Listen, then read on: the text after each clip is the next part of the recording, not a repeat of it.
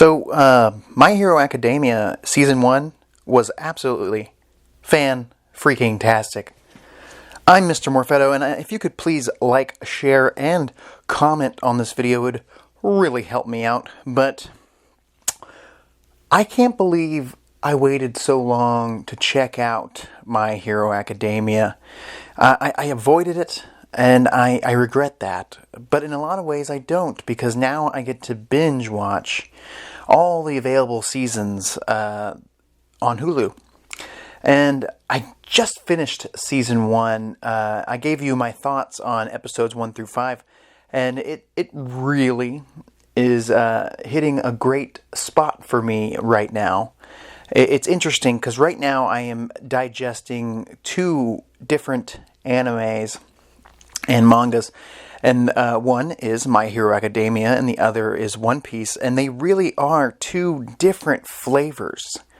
One Piece reminds me a lot of OG Dragon Ball, the adventure, the quest, the long game. And My Hero Academia reminds me so much of Naruto, one of my other favorite animes of all time. And its pace is fantastic.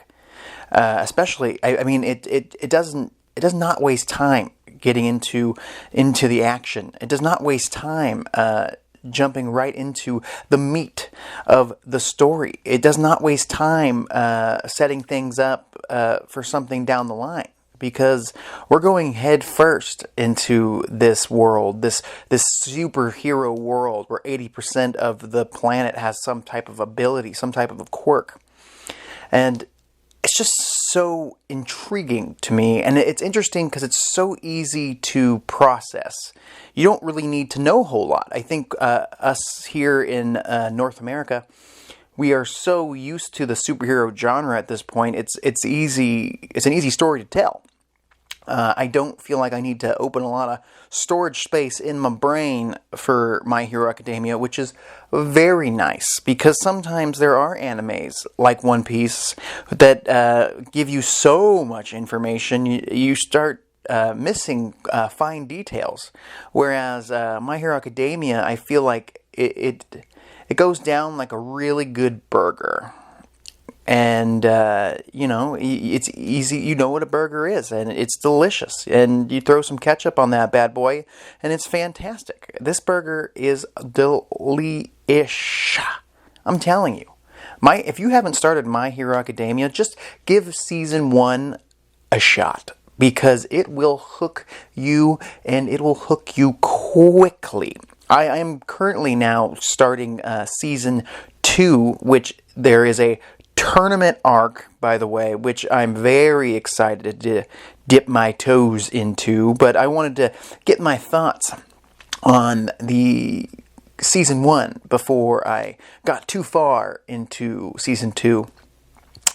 Well, basically, after they set up Deku and All Might's relationship and characters, they really laid it on thick with all the other classmates that Deku has, his rivals and whatnot, his female interests, his sensei, you could say, the Kakashi of the story. All these things are given to you very quickly, but every character, all the other students in his class, in I believe it's Hero Class 1A or something like that, are so colorful personality-wise and design-wise, and I feel like the ones that aren't so colorful are ones I probably don't need to keep an eye on. I guess we'll find out as time goes on, but there are a few, like the guy with the tape in his elbows, or the dude with the tail, that I'm not sure if they are going to end up being that prominent of characters. But they could, but they're very plain looking. There's a couple of those in this class that might not end up being that important to remember, but who knows? Maybe they're going to throw something at me that I did not expect, which would be fine.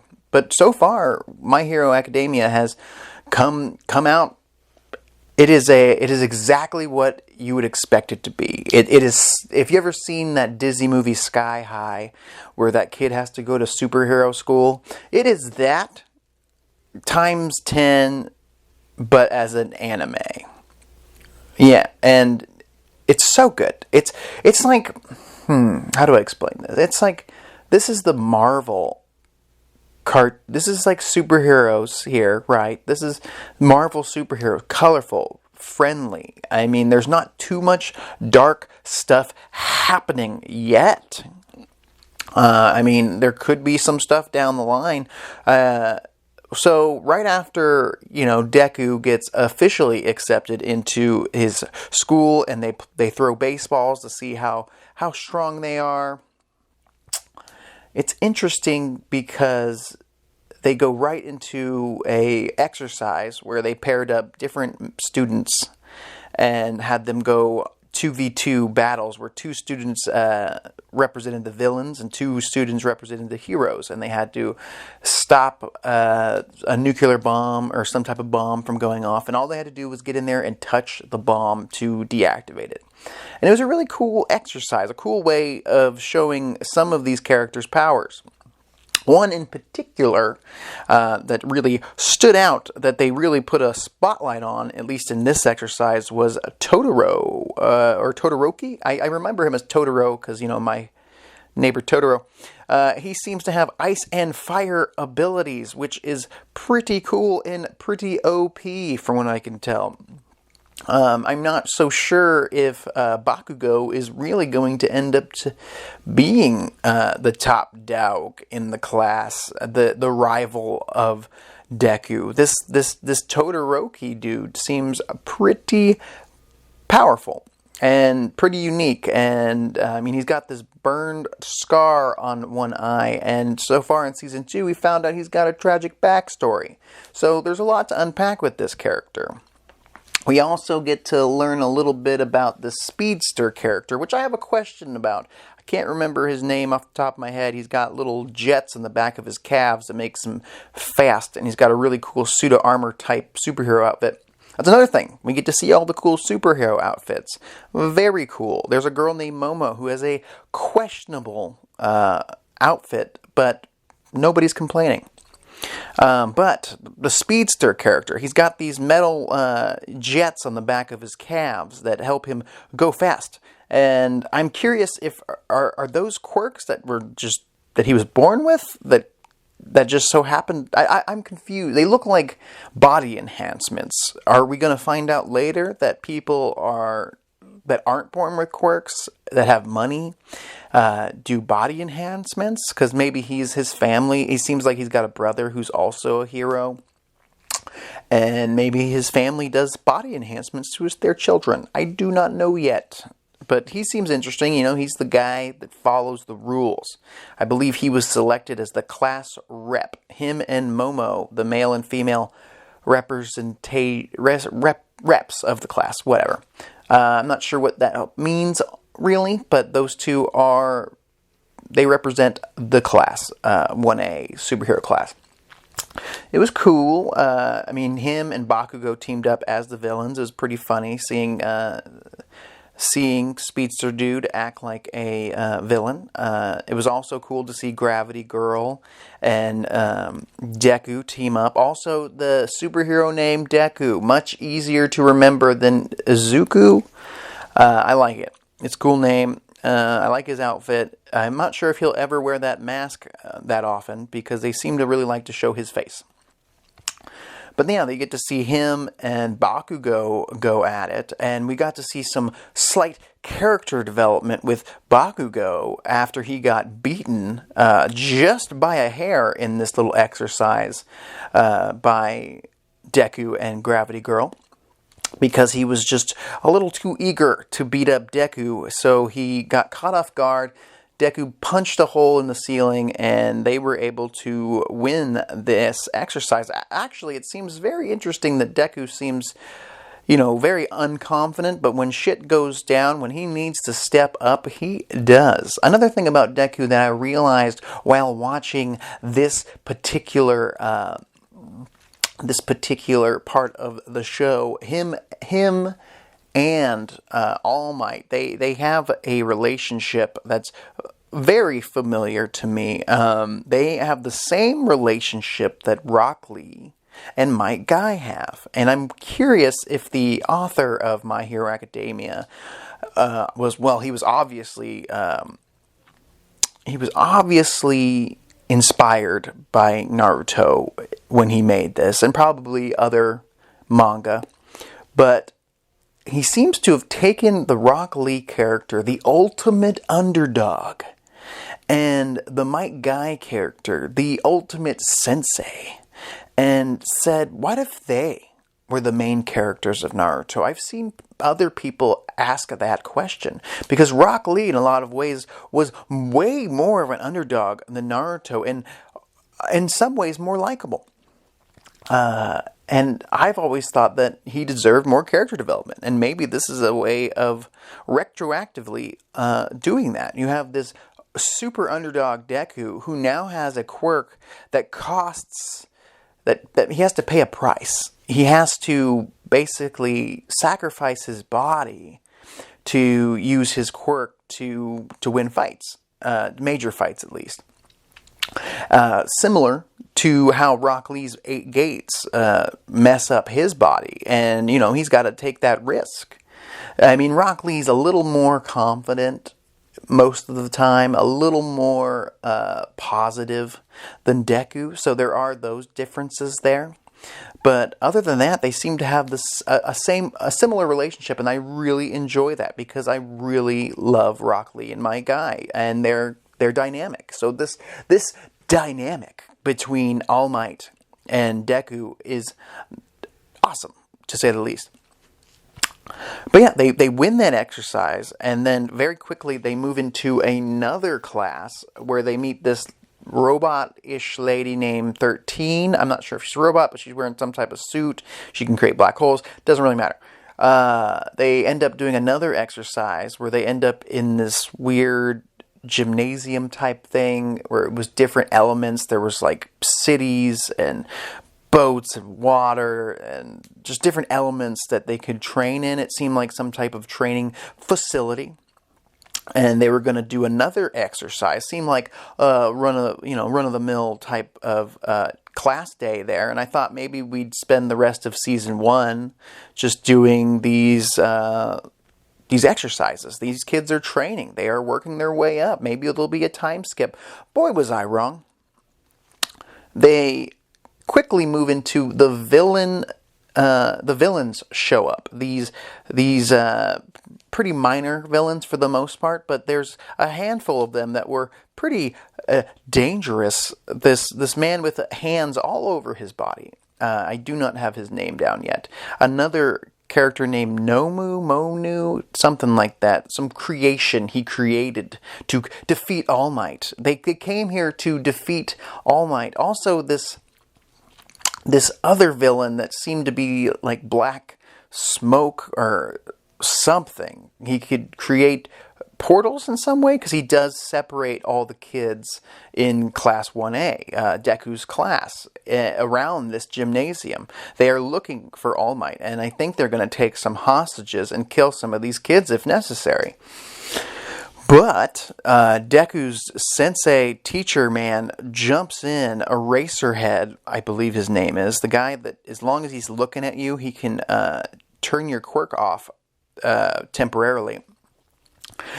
Jumps into battle almost immediately and just starts wrecking these D level villains one at a time in a really cool way. Really reminds me of Kakashi, and I really like the idea of this guy just kicking ass. The animation in My Hero Academia Season 1 was on par the whole way. Fantastic. I did not see any terrible drawing, I don't know, it was great. The animation is fantastic. So the students got split up around this gymnasium training facility, and Deku ended up with Sue, the frog lady, and this guy with the sticky balls on his head, who seems to be the weakest link of Class 1A. That's another thing that is interesting, because in Season 2, so far, we've learned that there are other classes in this academy. And there's a sidekick class, there's a secondary hero class, 1B. I'm assuming those are the, maybe the lesser heroes that get put there, or the best in A, or they just split up evenly. I'm not sure. There's also a general studies class. I'm really not 100% sure what that one is for. Are they just studying what heroes do? Where all the kids who didn't pass the main course go to? But there's a few students in Class 1A. The guy with the tape elbow guy, the kid with the sticky balls on his head, and even the dude with the tail, who, in my opinion, probably should have ended up in sidekick class. Maybe things will change down the line, but it seems like they could have filled a couple spaces. But I mean, you gotta put some, third-tier heroes in the background, I guess. But I feel they weren't necessary. Same with Invisible Girl, who has been sparsely used. And there's this kid with a belly button that shoots a laser out of it, his naval laser. He is a goofball in more ways than one. But he's growing on me, I guess. Maybe something. He's obviously comedy relief. There's also a guy with 6 arms that he can change the ends of some of them into mouths or different body parts. He's not only a beastly type character, but he's very interesting to me. I'd like to know more about the guy. There's also an electric type hero and another kid that can turn his body into hard. He can harden his body. He seems pretty cool. Him and Bakugo were kicking ass against some of these villains. It seemed like some of these kids were destroying these adult villains, especially Todoroki. He was freezing these sons of bitches and basically asking them, you're going to tell me, he was pretty brutal about it, you're going to tell me how they're going to beat All Might or I will freeze you to death. He did not give 0 shits, and it was not very heroic of him to do so, but I guess since he's not a pro yet, he might as well have fun while he can. I really like Sue, the frog lady. I think she might be my favorite female character so far. Very cool. I like the gimmick. It reminds me of Toad from X-Men. This whole thing reminds me of X-Men in a lot of ways. X-Men, Sky High, the whole gist. I'm obviously not the first to mention that, but I'm really enjoying this twist on the superhero genre. Not only that, Deku, who's now split up with 2 characters who aren't the best in his class, who aren't technically as strong as he is, or Todoroki or Bakugo, he's got to come up with a plan, because he's on this boat, and they're going to be circled by these villains, and there's a lot of them. And he comes up with a pretty good plan. He can only use his quirk sparingly. He uses her frog abilities to leap into the air, and he shoots a flick of the finger. He uses 2 fingers, sacrifices 2 fingers to create whirlpool, sucking all these villains in. Sticky-haired guy, I'm not sure if this was the plan or not, starts throwing the sticky balls into this whirlpool, sticking them all together so they can't separate, and they are basically incapacitated. And that was pretty cool. It was quick, but it was unique. I was on the edge of my seat watching this whole time. I wish we could have saw more of the fights. It seemed like they kind of cut away from a lot of the main ones. We got to see our class rep use his super speed to run and tell All Might and the pros. That was cool. And like I said, you got to see 6-armed dude jump in there like a beast and hold that smoky darkness villain. Gravity Girl got to be a part of the fun. There's a kid who has electric abilities, who after he surges with electricity becomes dumb, I guess. And that, I could not stop laughing. This kid, he puts his thumbs up and does this really dumb face. And I hope that is a running gag So I guess if he overuses his electric ability, that happens. And he's just brain dead temporarily, which is hilarious. I really like that most of these kids so far have some type of weakness. I like when, no matter how strong, I think every hero needs a weakness. There needs to be something there. There needs to be a crack somewhere. We don't need Superman. We don't need a Goku here. There needs to be strategy, like in our early Naruto, when most of the fights involve strategy, not necessarily the strongest always won. So eventually, Momo or Nomo, this creation, this abomination, to say the least, beats the living hell out of Eraserhead in almost too brutal of a way. He also gets his elbow shattered, like from the outside, like the skin was destroyed. It was really interesting. Some quirk, the main villain with all the hands on his body, Tomura Shigaraki. I need to hear the name said in the anime so I can say it right. But this guy is creepy as hell. He can shatter your body in weird ways. He's got a really unique quirk. I'm really interested in him because he seems so juvenile in some ways.